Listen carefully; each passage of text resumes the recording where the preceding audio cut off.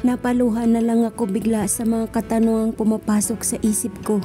Sa edad kong ito, masasabi kong matured na akong mag-isip. Ramdam ko ang matinding sama ng loob sa mga magulang. Napabalikwas ako bigla sa isang bagay na tumama sa ulo ko. Ang tamad-tamad mo talagang bata ka. Alas 6 pa lang, nakahilata ka na riyan. Sigaw ng inay ko. Inay, masama po kasi pakiramdam ko. Nilalag na. Hindi ko na natuloy ang sasabihin ko nang bigla itong lumapit sa akin at sinampal ako sa mukha. Hindi pa ako nakakahuma nang kunin ito ang mahaba kong buhok at palakad-lakad ako nitong inilabas ng kwarto. Aray, inay, tama na po. Umiiyak kong wika. Halos pakiramdam ko napupunit na ang anit ko sa ginagawa ng inay ko.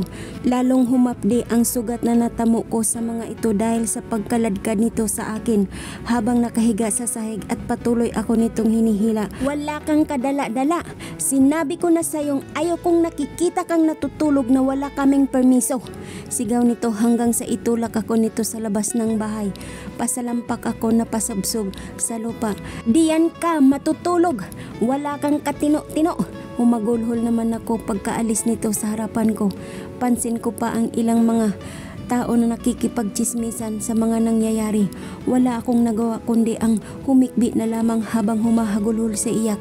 Kahit ano talagang gawin ko, walang tama sa paningin ng mga ito. Talaga bang hindi nila ako anak? Wika ko sa sariling isipan habang nahihirapang huminga sa bigat ng naramdaman. Sinamahan pa ng lagnat. Maraming tao ang nakiusap sa akin noon na umalis na lamang at pumunta sa bahay ampunan. Ngunit ayaw ko at natatakot ako sa murang edad ko. May ilang kapitbahay rin na sinubukang magsumbong sa pulis ngunit natakot din ang mga ito dahil sa pagbabanta ng itay ko. Rinig na rinig ko kasi na gumamit daw ng pinagbabawal na gamot ang itay ko at may baril daw ito. Kaya simula noon wala nang nagtatangkang tumulong sa kalagayan ko hanggang sa hindi ko na malayang nakatulog ako sa labas na walang kahit nanong sapin. Sa bagay, ilang bisis ko na rin namang naranasang makatulog dito sa lupa kasabay ng pagpatak ng luha ko. Isang masamang bangungot ang nagpagising sa akin habang sumisigaw. Mami! Mami! Mami! Sigaw ko habang umiiyak. Napalibalikwas din ako sa pagtulog mula sa labas. Pansin ko bigla ang ilang kapitbahay na may pagtataka sa mukha. Kahit ako man nagtataka kung bakit may binigkas akong mami. Anong ibig sabihin nun? Nasa ganun akong pag-iisip nang biglang bumukas ang pinto ng bahay at inilabas noon ang mga magulang ko na kikitaan ng pagkagulat kahit ako man nagluluha sa nakita kong reaksyon ng mga mukha nito. Ngunit saglit lang iyon at napalitan ulit ng galit. Ano pang tinutunganga mo riyan? Magluto ka ng almusal. Pagalit na wika ni inay. Si itay naman bigla lang umalis at hindi ko alam kung saan pupunta. Ganong kaaga, ilang araw ang nagdaan nang mapansin kong madalas nag-uusap ang mga magulang ko na parang nagtatalo ngunit hindi ko naman maintindihan at malayo ang mga ito. Natatakot din akong lumapit at baka malintikan pa ako. Sa ilang araw ding lumipas, hindi ko naranasan ang saktan ulit ng mga ito. Napapansin ko ang madalas nilang pagtitig sa akin. Kapag tumitingin naman ako, bigla silang nagagalit. Sa ilang araw pang lumipas, naghihilom na rin ang sugat ko dahil hindi ko nararanasan ang saktan ng mga ito. Simula nang bangungutin ako, dahilan para makasigaw ako ng salitang mami. Minsan inisip ko rin ang bagay na iyon. Pero imposible naman na hindi ako anak nila itay at inay. Lalo na ilang araw na rin na hindi nila ako sinasaktan. Siguro naawa na rin naman sila sa akin bilang anak nila. Baka naisip nila na hindi tama ang ginagawa nila sa anak nila. Pipingwi ka ko sa isipan. Samantalang nag-uusap naman ng palihim ang mag-asawa. Nabubwisit na ako ha. Tuwang-tuwa na siguro ang batang iyan at hindi na natin nasasaktan. Galit na wika ng ginang. Magtiis ka nga. Kailangan nating gawin ito upang hindi manghinala ang batang iyan. Bulong na pagalit ng asawa nitong lalaki. Hay nako! Nangangati na ang mga kamay ko sa batang yan. Lalong sumasabog ang galit ko sa tuwing nakikita ko ang pagmumukha niya. Inis na singhalang ginang. Napahawak naman ang asawang lalaki sa buhok nito habang palakad-lakad tumaibagang din ito. Bakit walang pagkain? Bulyaw ni inay sa akin. Binalot ako ng takot sa nakikita kong galit sa mukha nito. Nanlilisik din ang mga mata nito na siyang ikinanginginig ko sa sobrang takot. Inay, wala na po kasi akong pangbili, Nawalan ako ng balanse kaya bumagsak ako sa sahig sa lakas ng sampal nito sa akin. Halos nahilo rin ako sa lakas ng impact ng pagkasampal nito. Hindi ko problema kung wala kang pambili. Sigaw nito sabay kaladkad sa akin palabas. Inay, tama na po. Inay, tama na po. Umiyak kong wika. Itinulak ako nito sa labas dahilan upang mapasalampak ako. Maghanap ka ng makakain. Kung ayaw mong mabugbog ng tuluyan, huwag kang umuwi na wala kang dala, kundi madlilintikan ka talaga ng sobra sa amin. Wika ni inay. Hindi ko tuloy na iwasang titigan ang sariling ina habang hilam sa mga luha ang mga mata ko. Hindi ko na rin pansin ang mga taong nakikipagchismisan naman. Puno ng hinanakit ko itong tinititigan. Umaasa ko na sa pamamagitan ng mga titik ko rito ay maramdaman niya kung gaano na ako nasasaktan sa mga pinagagawa nila sa akin. Inay ko po. Inay ko po kayo. Garalgal at puno ng hinanakit na bigkas ko. Umaasa ko na sa simpleng salitang binitawan ko ay maintindihan niya ang ibig kong sabihin.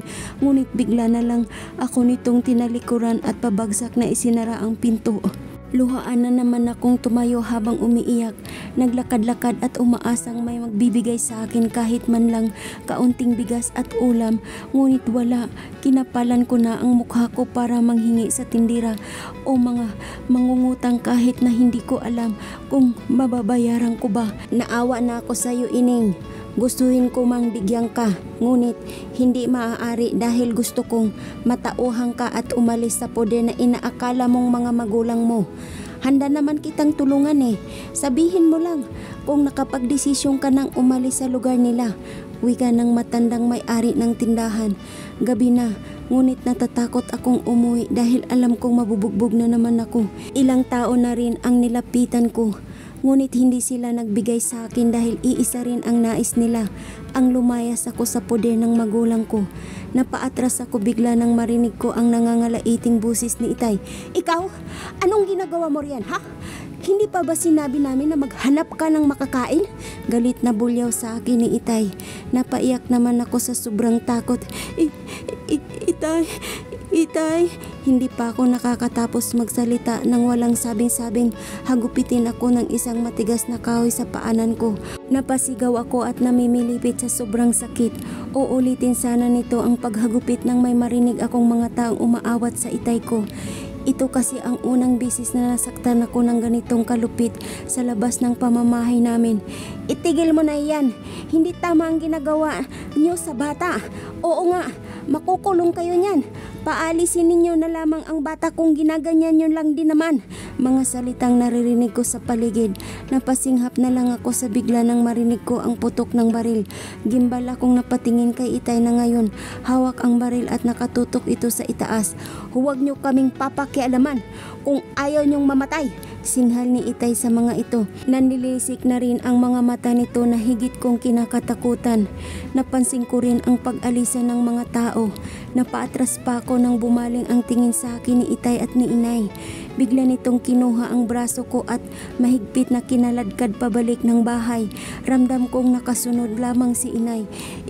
Itay, tama na po. Tama na po. Nagmamakaawang wika ko. Sakto namang nasa tapat na kami ng bahay. 7:00 na ng gabi. Ng mga oras na iyon ngunit kakitaan pa rin ng liwanag sa paligid dahil sa ilaw na nasa poste. Napasinghap ako ng malakas nang itulak ako nito ng malakas sa lupa. Itinutok sa akin ang baril na siyang ikinanganga ko sa pagkagulat. Sa tagal nilang pananakit sa akin, ngayon lang ito nangyaring tutukan ako ng baril. Bukas, na wala ka pang pagkain na maihanda, hindi ka na makakalakad kailanman. Sigaw ni Itay sa akin. Akmang aalis ang mga ito sa harapan ko para pumasok sa loob ng bahay nang bigla akong magsalita. Hindi ko maintindihan kung saan ako kumuha ng lakas ng loob para magtanong sa mga ito na kahit kailanman hindi ko nagawang itanong dahil umaasa ako sila ang tunay kong mga magulang. Kayo po ba talaga ang tunay kong mga magulang? Garalgal na tanong ko sa mga ito. Hilam na rin ang mga luha ko, ngunit pilit kong inaaninag ang magiging reaksyon ng mga ito. Kitang-kita ko sa mga ito ang pagkabigla at gulat, sabay pa silang napalingon sa akin. Nagulat na lang ako nang tumawa ang itay ko, samantalang nakangisi lang ang inay ko. Hindi ko tuloy na iwasang mapatigil sa paghikbi. So, ngayon naisip mo rin ang bagay na iyan? Nagiging matured ka na nga. Siguro, oras na rin para malaman mo ang katotohanan. Wika ni Itay saka humarap ng harapan sa akin. Lumuhod pa ito upang mapantayan ako sa pagkakasalampak ko sa lupa. Hindi ka namin tunay na anak at hindi namin nanaisin na magkaroon ng anak na katulad mo. Naintindihan mo? Hindi ka namin anak. Mariin na bigkas nito sa akin. Bigla ring bumundol ng malakas sa kaba ang dibdib ko. Nakaramdam din ako ng nervyos dahil sa sinabi nito. Umiling-iling ako sa mga ito at pilit lumapit sa mga ito, ngunit kaagad din silang lumayo. Inay, sabihin ninyo na nagbibiro lang si Itay, hindi ba? Nagagalit lang naman kayo sa akin dahil wala akong dalang pagkain, di ba?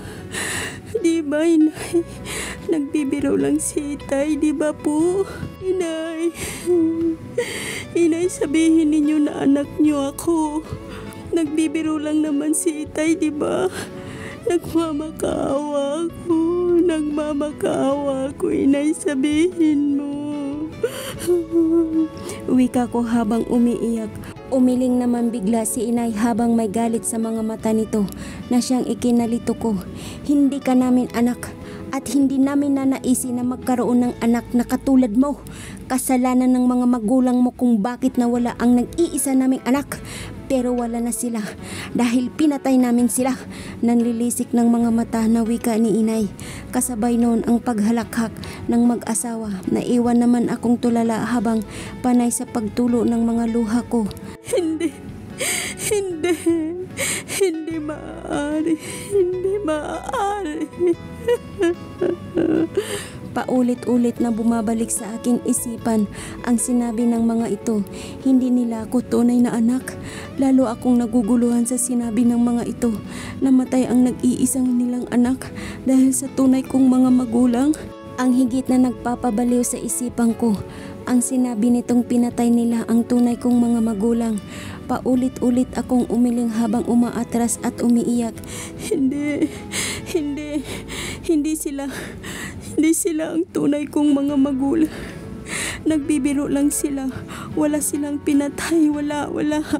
Kagad akong tumayo at paulit-ulit binigkas ang mga salitang iyon hanggang sa naramdaman ko na lamang na tumatawa akong mag-isa habang lumuluha.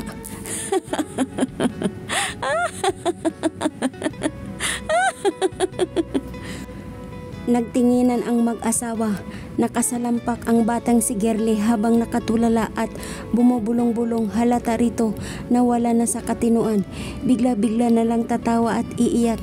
Iikutin din nito ang buhok at saka magsasalita ng kung ano-ano. Hindi totoo.